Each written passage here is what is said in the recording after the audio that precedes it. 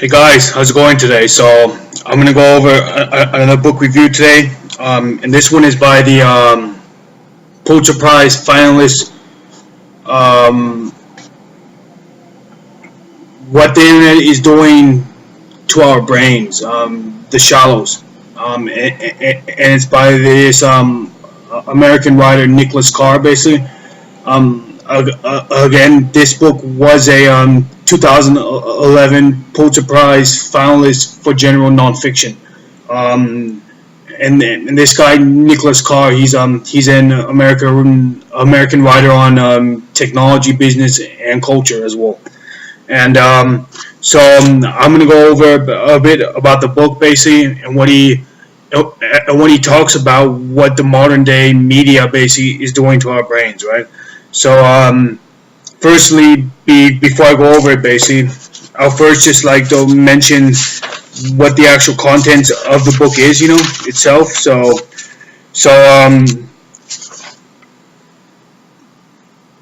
so basically, what he does first is that he first starts out with a prologue called "The Watchdog and the Thief," and I'll explain exactly what it means by that. And then he goes into basically like the vital past tools of the mind.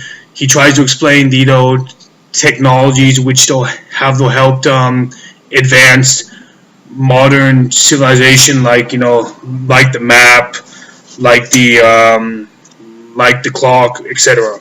Um, and then he goes more into basically the internet, basically, and how that's changed how we think. And then he goes more into the book basically, and he talks about the good stuff of the internet, and then about the bad stuff, and then he adds a lot of research to that, and then he ends with a little excerpt saying that he also depends a lot on the internet for himself, and so he wouldn't know if though he could live without the internet, because of all the wonderful stuff which it brings to our lives. So I wanted to actually just go over with you guys basically the most important parts I got basically from the book, and then of course you guys can also learn something, I guess, from it. So firstly, when I was telling you guys about the prologue about the watchdog and the thief, right? He quotes here the luminary Marshall McLuhan.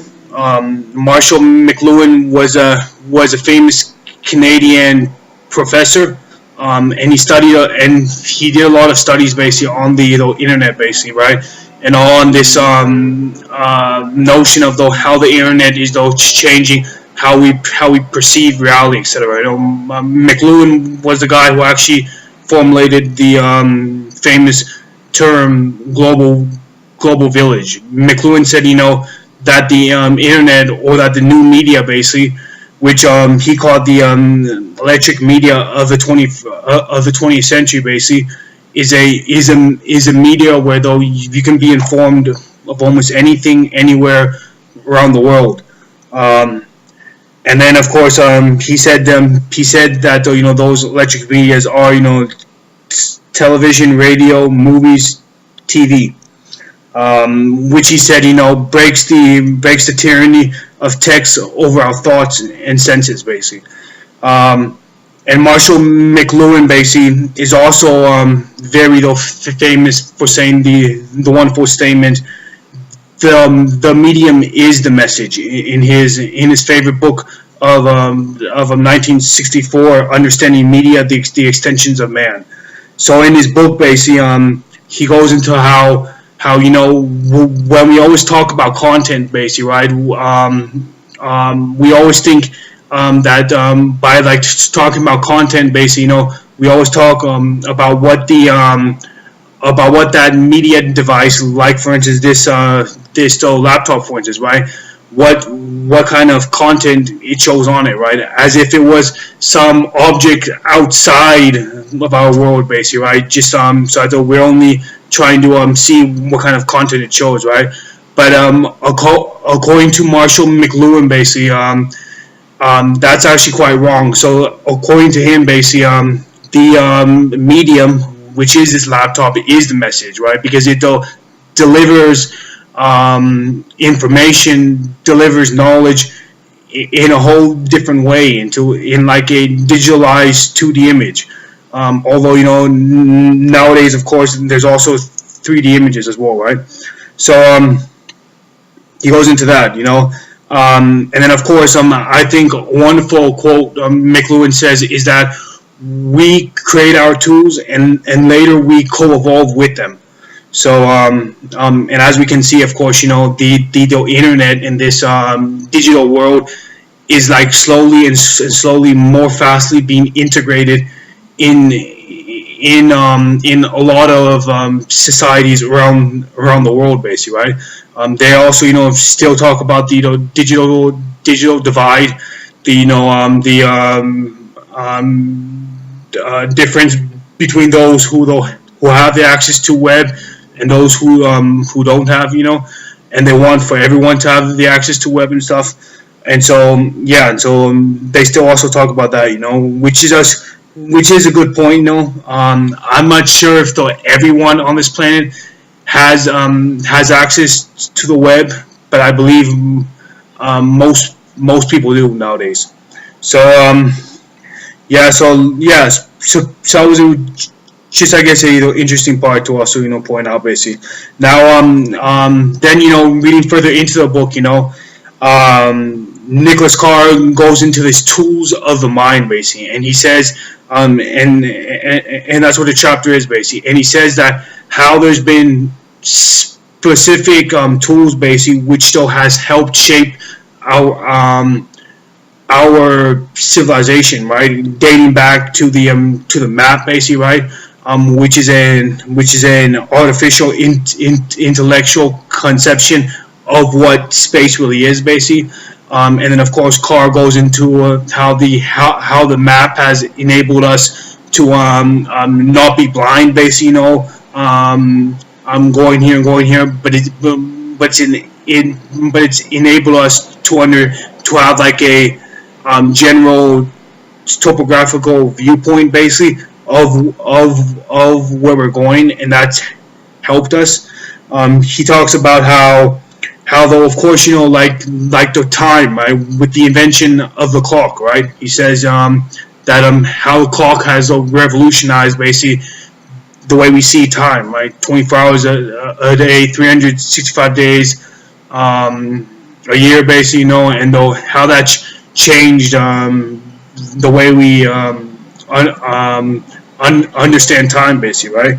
And then he goes into like other famous geniuses of the past, like Johann Gutenberg, who invented the printing press, basically, and Nicholas Carr goes into how he democratized knowledge, basically, via books throughout the population in the past, basically, right, and how that's changed the world, basically, right.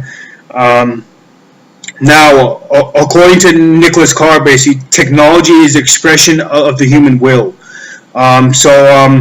From the technological tools, basically, leads to the expansion of power, which then helps control our circumstances, both in nature, time, and distance.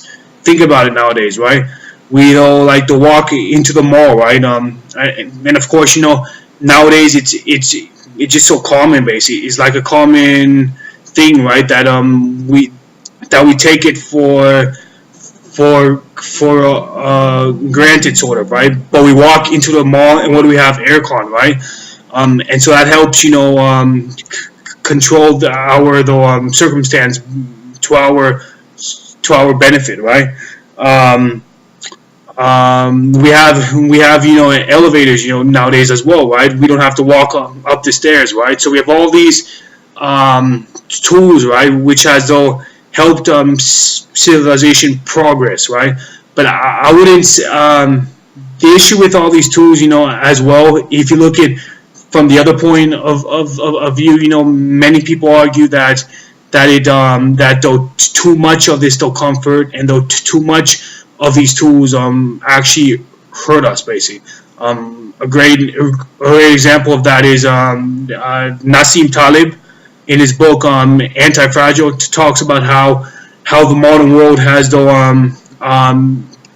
confuses the organic with a machine basically, right? And we being organic beings basically, he talks about how we actually need thermal regulation and how we need variations in our climate basically, right? And so to always have the aircon on fragilizes us, hurts us basically, does us more harm than actually good. So as you can see, right, there's both sides to this coin here.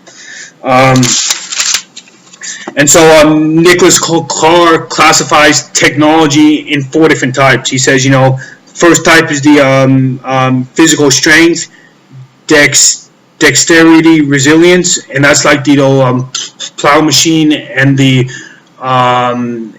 airplane jet, for instance. The second category is the extension of the range of sensibility of our senses, and that's and he gives the example of the microscope and the amplifier.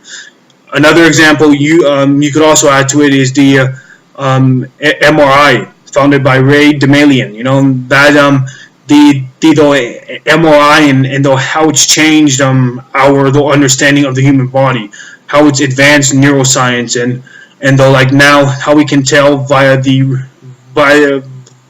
bold contrast what's going on inside our body without us having to actually go inside of it basically.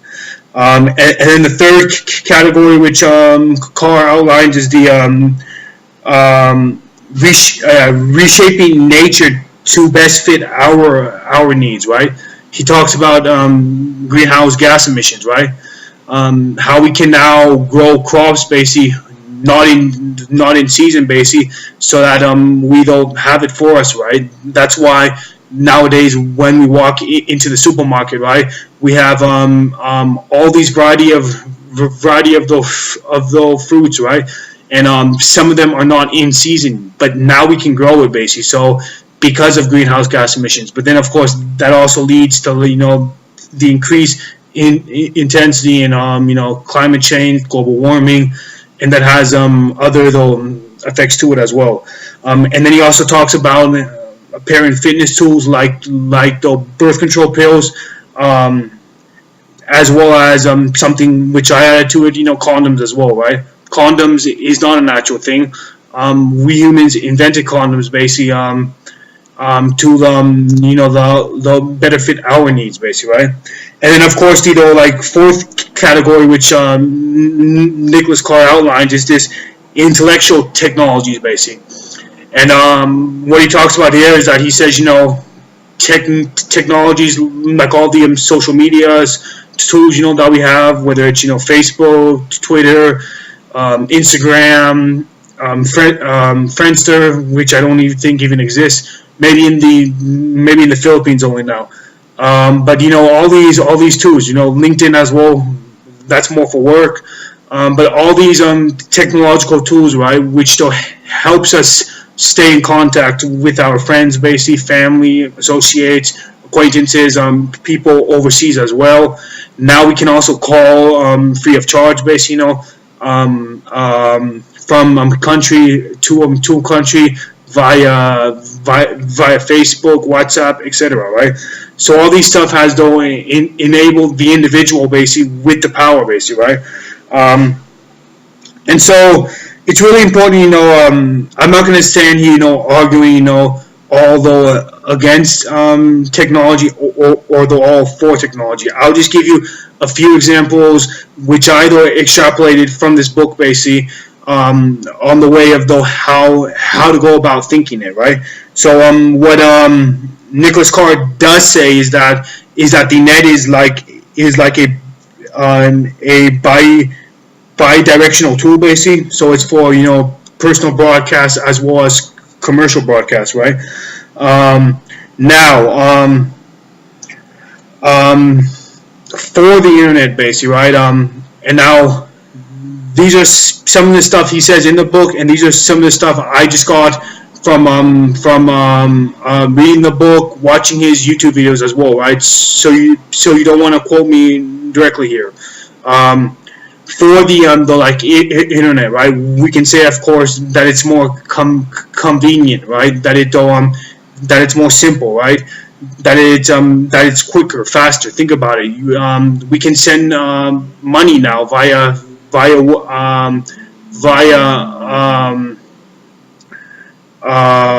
Western Union, you know, from like countries to countries, simple, so easily now, right? We can like to send like the money overseas in seconds, you know, and our ability to send money overseas in like about 15 minutes, right?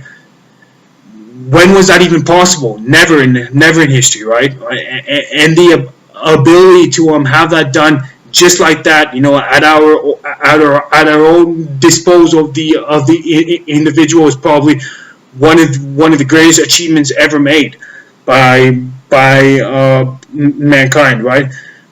We could say as well that the internet has to some extent democratized power as well, because it can be argued, of course, that a lot of the Arab Spring, of course, that like happened a few years ago in Egypt, a lot of that people knew about it, you know, via Twitter, via Facebook. I'm not saying it was the only means, right? But it helped contribute towards the Egyptian revolution, you know, which still happened, right?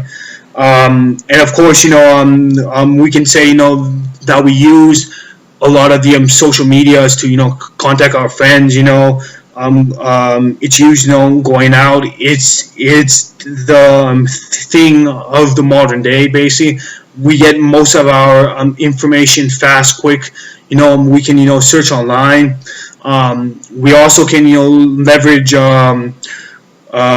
emails, email, text and stuff, Skype, etc. So those are all the wonderful things that those technology in this digital age brings, right? But now I'm going to talk about a bit about the antithesis of this, right?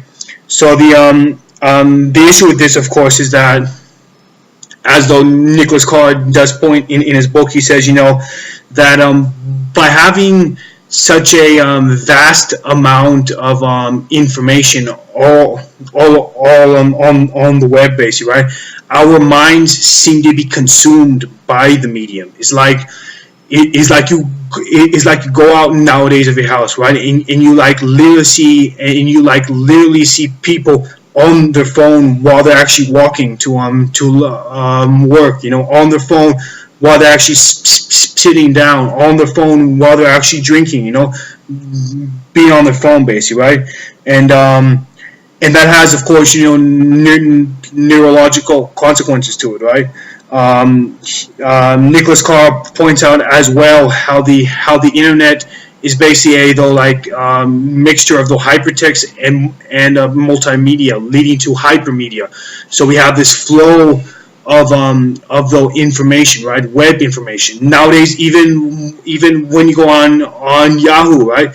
You always see, you know, advertisings on the side, or you go on the internet, you see like the pop-up ads. You go on some websites now, and the first thing is you see it'll ad, and then it says, you know, click to the website. You go on a lot of entrepreneur websites as well. They have ads and stuff, you know. So it's like this constant trying to, you know, grab our attention away from what we actually want to focus on, right? And it's this what Nicholas Carr says that, you know, could not be the right way, right? So what Nicholas Carr basically says here is that there's no right or wrong here, basically, but because of course as we are to integrate all this new as we are to integrate all these technological tools, right? we have to ask ourselves, is it better than it was in the past? And if it is, right, then we might lose some of the important attentional things which we used to have of the past, right? This is not in this book, I think, but Daniel Goleman goes into this, how with the internet, right, a lot of people seem to be losing cognitive control, basically. And then, of course, shifting to mind habituation, where we like almost solemnly rely on our phones, basically, looking up everything, checking who they'll like, they'll text us, etc., instead of mind orientation. And as what Nicholas Carr does point out in this book is that a lot of the great inventions, basically, and a lot of the great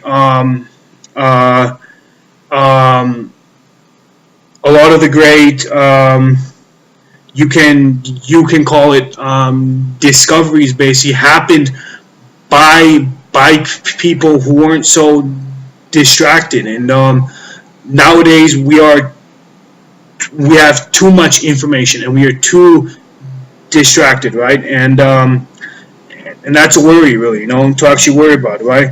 And how, if we are to adopt this new method of the global internet, basically, right? How we will have to probably, use the web not so much, but in a sensible manner, as long as we use it in a sensible manner, then it's fine. Of course, I always use my GPS when I'm driving, right? I get up every morning and I check my Hotmail, I check my Yahoo, basically, I check my internet banking and stuff.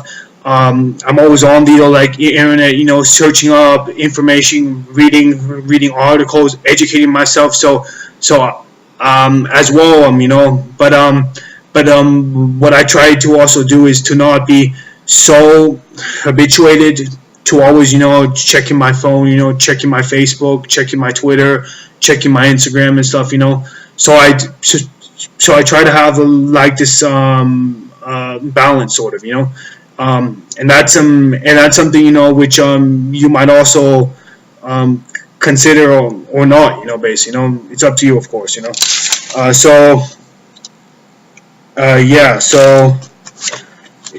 one sec, sorry, I just want to see if there's anything else I wanted to say.